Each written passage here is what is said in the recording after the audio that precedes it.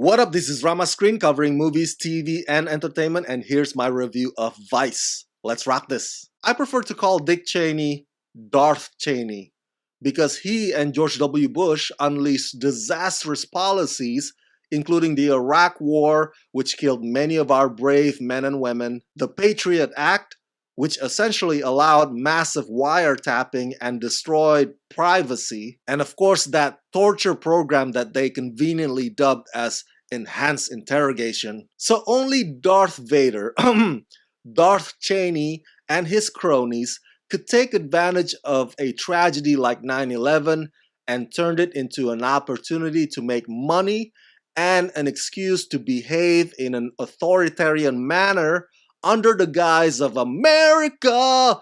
Fuck yeah! So let's be clear, I have no love for Cheney.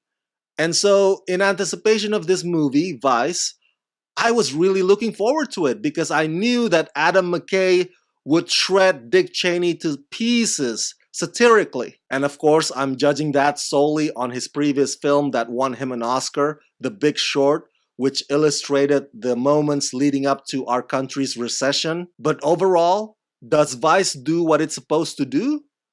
Yes and no. Featuring an all-star cast that includes Christian Bale, Amy Adams, Steve Carell, Sam Rockwell, Jesse Plemons, and many, many more, Vice chronicles the rise of a bureaucratic Washington insider who quietly becomes the most powerful man in the world as vice president to George W. Bush, reshaping the country and the globe in ways that still hurt our citizens to this day. I think in its effort or in its attempt to criticize the Bush-Cheney administration, Vice occasionally shoots itself in the foot. Well, for one, the narration by Jesse Plemons is way too ever-present.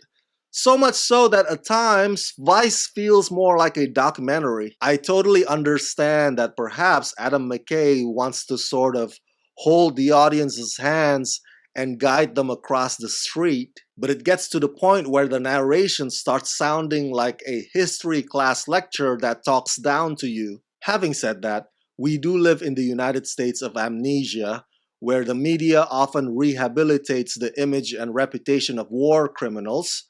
So a little reminder does help. But again, this film is not allowed to speak for itself.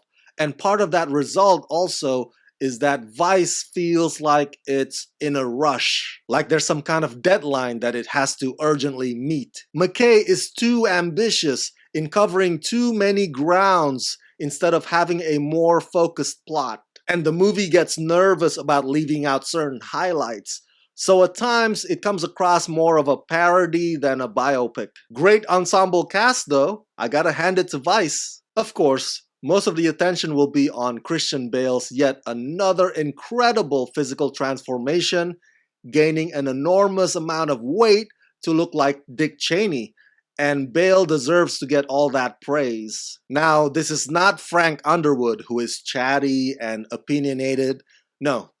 Adam McKay wants to paint a picture of Dick Cheney as this silent killer, just like his heart attacks, which in a way become this film's running gag. And so that is what Christian Bale delivers. He never raises his voice, he never speaks longer than necessary, he's very observant. Bale does this so meticulously that even when he's quiet or not doing much, you can kind of sense as if his brain is working around the clock scheming. And equally great are the performances of Amy Adams as Cheney's wife, Sam Rockwell as George W. Bush, and Steve Carell as Donald Rumsfeld. Behind every powerful man is a more powerful woman, and Amy Adams is as fierce as she can be. And if you're like me, and you've always thought that George W. Bush was way too dumb to run a country, and that he was controlled by the last person in the room, well, Sam Rockwell's performance further establishes that opinion. But unlike Bale, those other actors that I just mentioned don't go above and beyond to look exactly like their real-life counterparts, although Steve Carell does try his best to capture Rumsfeld's awkward smile. But it's more about exaggerating their essence. Which leads me to my next point, actually. in that McKay wants to amplify Washington's corruption and immorality to the degree where the characters appear to be like comic book villains. For example, the scene in which Rumsfeld tells Cheney that Kissinger is in the Oval Office with Nixon planning to bomb Cambodia, and then Cheney asks Rumsfeld what it is that they believe in, to which Rumsfeld replies by loudly laughing. So, that whole smoke-filled backroom caricature is the avenue through which McKay is telling you how horrible these politicians are. I do agree that comedy is the best way to address politics, which is why shows like The Daily Show with Trevor Noah and The Last Week Tonight with John Oliver are hugely popular, because audiences do receive the news better that way. They laugh, they feel relaxed, so when the serious part kicks in, it registers. Comedy is at its funniest when it tells the truth.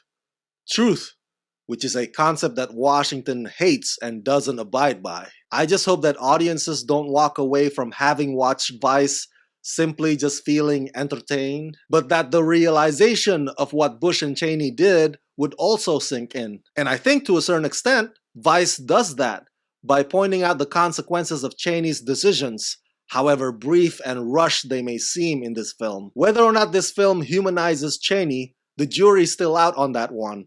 But I have to admit that there are some things about him worth admiring. So as a character, what you get in this film is a mixed bag, a complicated person. But as policies and politics go, Vice wants you to know that it doesn't get more black and white. So that's it. That's my review of Vice. Share your thoughts in the comment section below and share this video with all your friends on the YouTubeverse. And as always, subscribe to my channel and ring the bell so you can get notified whenever I post new videos. Hey, if you like this review and you want me to make more, please contribute monthly to help support this channel by going to patreon.com/ramascreen and become my patrons today. Let's rock this.